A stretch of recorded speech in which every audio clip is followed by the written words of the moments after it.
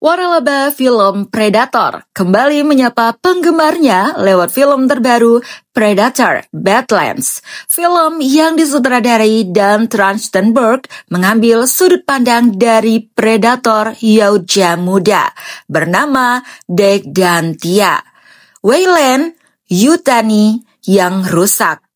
Sepanjang film diputar, penonton diajak untuk melihat kisah petualangan mereka untuk menemukan monster menakutkan bernama Calyx.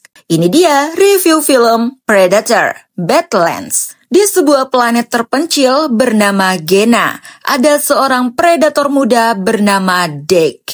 Ia terbuang dari klan Yautja dan menemukan sekutu yang tidak terduga. Setelah pertemuannya dengan Weyland Yutani yang rusak bernama Tia, keduanya memulai perjalanan berbahaya di planet Gena untuk menemukan musuh bebuyutan klan Yautja, Calyx. Deke sangat berambisi untuk memburu makhluk mengerikan itu untuk membuktikan diri kepada ayahnya setelah kematian saudaranya Quay. Setelah menonton film ini sampai selesai, saya bisa menyimpulkan kalau film Predator Badlands memiliki kisah yang seru.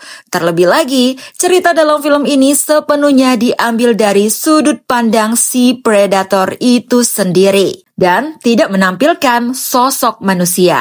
Selain itu, film ini pun tidak hanya sekedar menampilkan Deke memburu Calyx saja, tapi juga menghadirkan pendekatan cerita secara emosional dengan mengambil latar belakang kisah keluarga Deke. Pendekatan itulah yang bisa membuat penonton bisa merasakan perasaan emosional yang dialami Deke.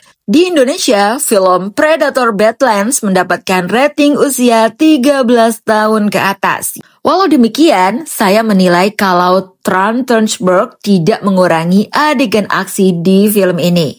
Lewat adegan Deke, sang predator tetap ditampilkan melakukan pertarungan liar untuk bertahan diri dan mewujudkan ambisinya, menghabisi Calyx di tengah planet Gena yang sangat berbahaya.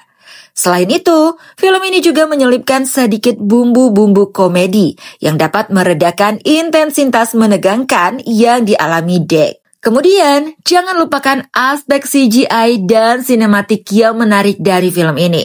Menurut saya, kombinasi tersebut bisa dibilang sukses membawa penonton lebih dekat dengan situasi yang dihadapi Deke dalam menjalankan misinya demi membuktikan diri kepada ayahnya.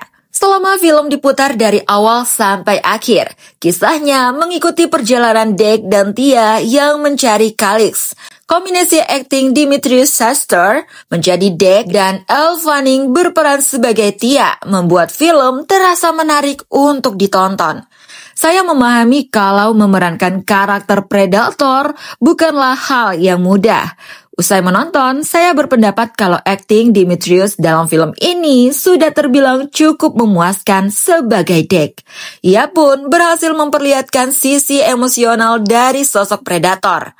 Inilah yang membuat penonton dapat merasakan perasaan yang dialami Deke. Akting Elle Fanning juga tidak kalah mencuri perhatian saya selama menonton film Predator. Pasalnya, Elle tampak mampu memerankan peran gandanya dengan menjadi Tia dan Tessa sekaligus.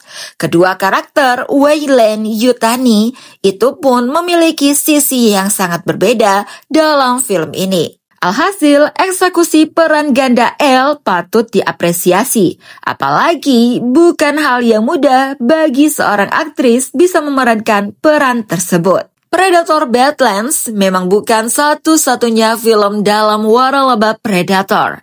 Sebelum film ini dirilis, sudah ada film Predator yang muncul lebih dulu. Lantas, apakah harus menonton film Predator sebelumnya? Well, saya merasa sepertinya hal tersebut tidak perlu untuk kamu lakukan sebelum nonton Predator Badlands. Pasalnya, kamu yang belum pernah menonton waralaba Predator masih bisa menikmati cerita dalam film ini tanpa kendala sedikit pun.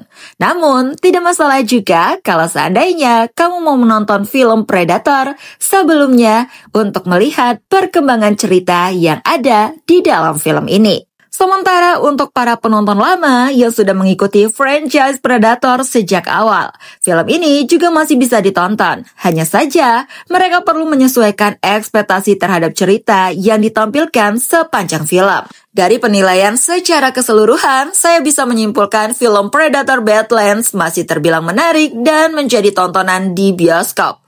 Film Predator Badlands telah tayang di Indonesia mulai 5 November 2025.